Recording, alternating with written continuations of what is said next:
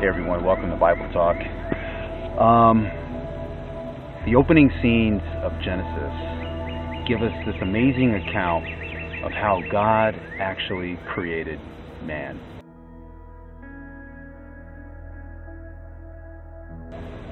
It's beautiful when you think about it. There's this image of God actually stooping down and forming man of the ground, of the clay from the ground. If we turn in our Bibles, we look at Genesis 2:7. It says, "And the Lord God formed man of the dust of the ground and breathed into his nostrils the breath of life. And man became a living soul." Key point, a living soul. So we have two things that happen here. God breathed the breath of life into the man that he had just created from clay. So I want you to keep this in mind. The clay plus God's breath. Okay, keep that in mind. So today in this video I want to talk about what happens when we die, and why is it that people think that somehow when people die they still exist, or they're still able to communicate with people from somewhere else. Okay, let's open our Bibles. Let's go to the book of Ecclesiastes, chapter 12, verse 7. It says, "Then shall the dust return to the ground as it was," or return to the earth as it was, "and the spirit shall return unto God who gave it." So if you really look at this, it's going in two different directions. The ground is what direction? It's down. And God is which direction? Definitely not in the ground, but we like to think that he's up in heaven, right? So, but let's just say God is over there to the left or to the right. The verse it indicates that the spirit is going in two different places. The body's going here, and then the spirit is going to another place. Excuse me. So the body and the spirit are being separated. So if we remember in Genesis, God formed man using the dirt from the ground, and then he breathed into his nostrils. That comprised a living soul, a human being. When you die, that process reverses.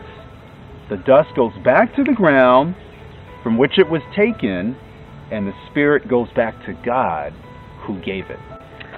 So what happens to people when they die? Okay, there's also this belief that somehow when we die, the dead are actually able to communicate with us. And what I want to show you is that this is a complete lie. This is a complete deception. How is it possible? If it were possible for the dead to communicate with us, why does God say that the body goes back to the ground and the spirit goes somewhere else? Nowhere in the Bible do we have evidence that the spirit is able to talk by itself, or the dust is able to talk by itself. But as a unit, it forms a living soul. That's when people can communicate. But when you die, so what's the purpose of dying if you live on somewhere else? So death really wouldn't be what we consider death to be. It doesn't make any sense. So when you die, that has to be the end. That has to be the finish. So I'm going to look at one more verse. Ecclesiastes chapter 9, verse 5. It says, "For the living know that they shall die, but the dead know not anything. Neither have they any more a reward, for the memory of them is forgotten." Verse 6 says, "Also their love and their hatred and their envy is now perished. Neither have they any more a portion forever in anything that is done under the sun." So this is it. This is the finale. Once you die, you're done. That's it. There's no more coming back as a spirit to talk to people. There's no more coming back and communicating with your family members. What's the point of being dead? What's the point of being dead if you can come back as a ghost or as something else? So what I want to show you is that this is a deception. But the Bible is very clear. It's not that God is being mean. It's not that God is being vindictive and making fun of the dead. What he's doing is he's showing us in Ecclesiastes 9:5 For the living know that they shall die. We are alive. We know that we'll die one day. But the dead know nothing.